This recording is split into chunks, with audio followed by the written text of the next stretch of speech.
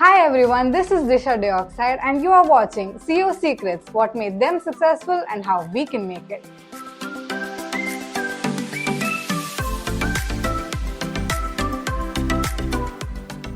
Today I am here with Mr. Sudhanava Dhananjaya, who is the CEO and founder of Excelsoft Technologies Private Limited.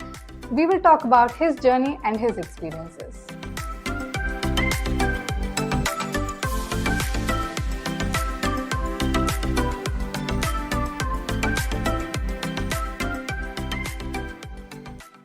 Was your path to success easy, sir? Was it just luck or was it hard work as well? Yeah. Nothing is ever easy in life, is what I would believe. That is So for me, it was a lot of hard work and accidental breaks, accidental lucky breaks that you get because you're doing the hard work. You get lucky breaks and you leverage on it and move to the next level. That's a very good answer, sir.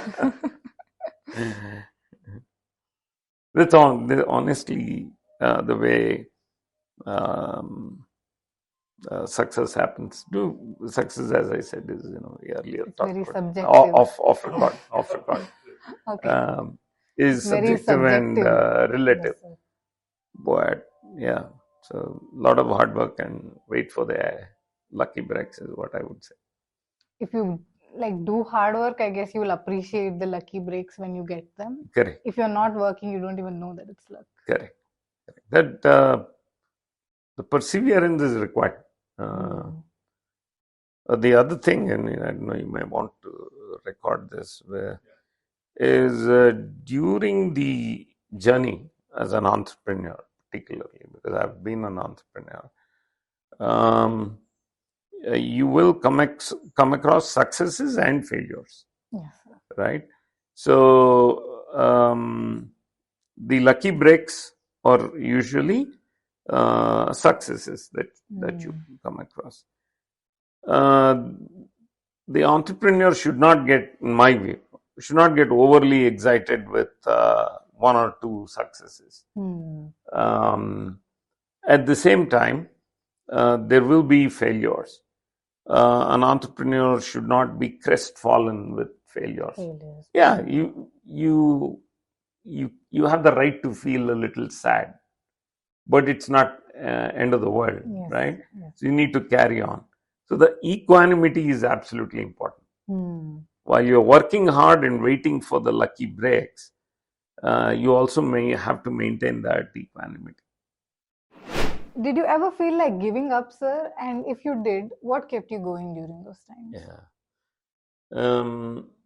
There are many times I felt like giving up.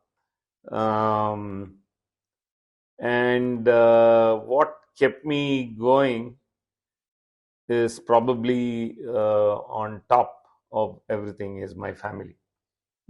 So my family kept saying, no, this is only temporary. You should persevere and we are all behind you and we're sure you can make it happen. So every time there is doing business is like a sine wave. It's ups and downs and ups and downs. So nothing is permanent, right? So support from near and dear ones is very important. Yes, sir.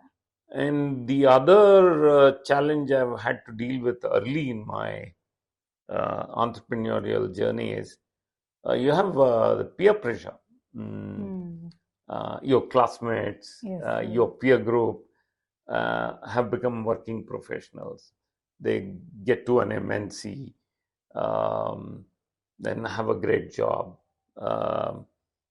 buy an apartment, buy a car, etc. While you're still trying to get your first product out of the door. And while you're still trying to get your first customer. So at that point, you kind of start to, am I doing the right thing? When is this worth it? Yeah. But I guess now I can kind of reflect back and say, look, as long as you can stay focused and persevere, entrepreneurship can be more rewarding at the end of the day. More rewarding because it's very fulfilling. Yes. It's not about the wealth you create, and all that is associated with some degree of success in entrepreneurship. Well, that's good. I think ultimately most entrepreneurs are doing what they are doing because they want to find fulfillment in their hearts. Yes, sir. What was your biggest obstacle and how did you overcome it, sir? Yeah. There are two kinds of obstacles I would like to talk about here. One is as an entrepreneur, doing business, trying to grow business. I took the route of raising funding, VC funding, and then you come under pressure to provide an exit to a VC, which is okay, high pressure, but it was okay. And then you get private equity players to come in place of the VC. And then lo and behold, after 4 or 5 years, they will want their returns. I mean, that's natural. That's how the funding scenarios work. And that, in my case, the first exit went well. We delivered an exit of 128 times what was invested by a VC in 5 years' time. The second one, after the next 5 years, when the private equity wanted to exit, was also the time when the business hit a low.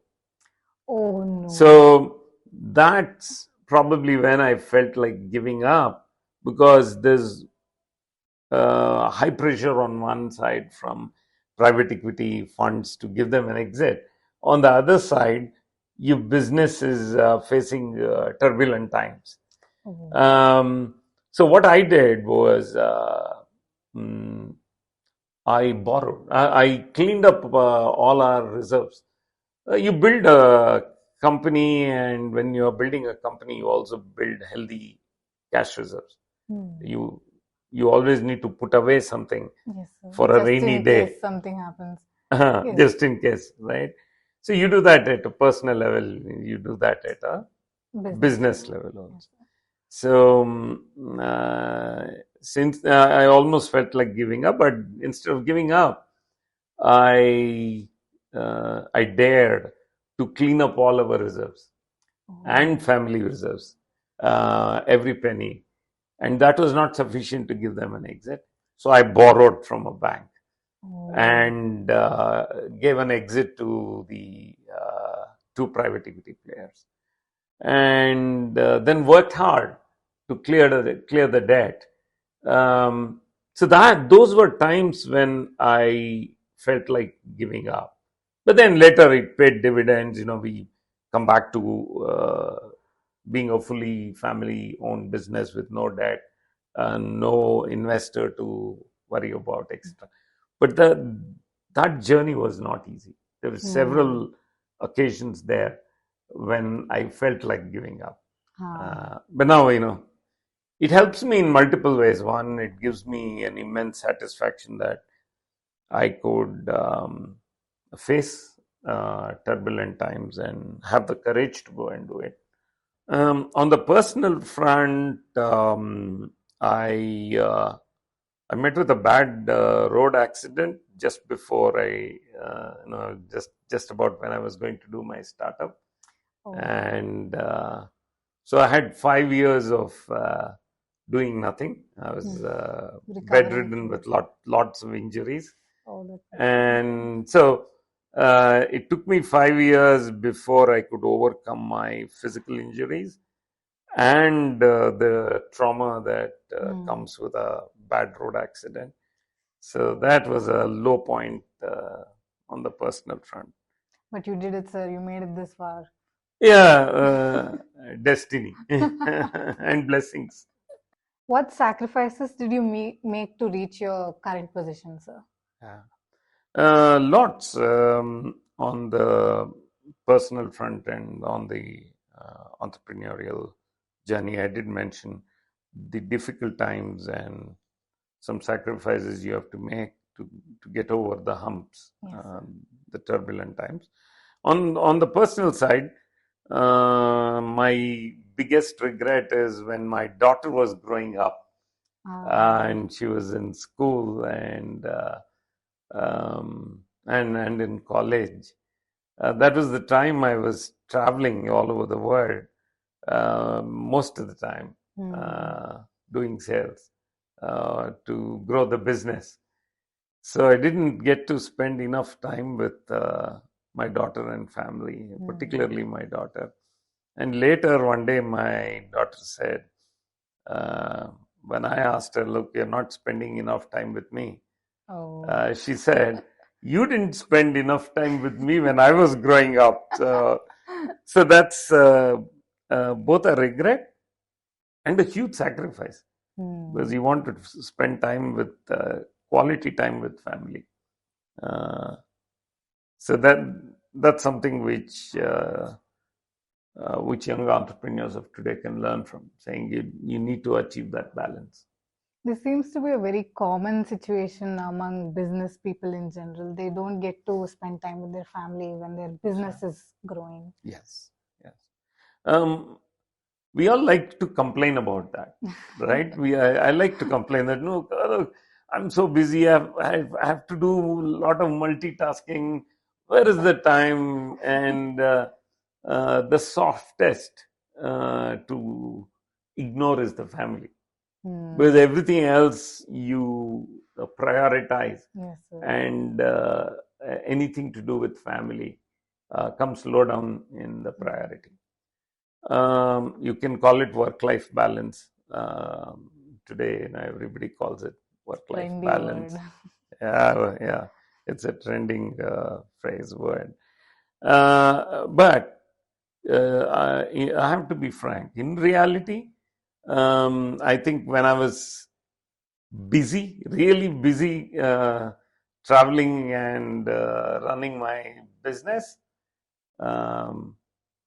I was taking an easier approach.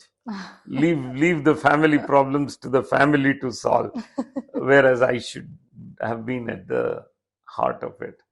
So it is possible to do both because it's collective. After all, family supports you in hard times when you're an entrepreneur and when you're growing your business. Yes, sir. So it's an integral part. So once we start seeing these two as separate, that's when we will have to balance the two, right? Work life is family business. Yes, sir. Yeah, that's very similar to.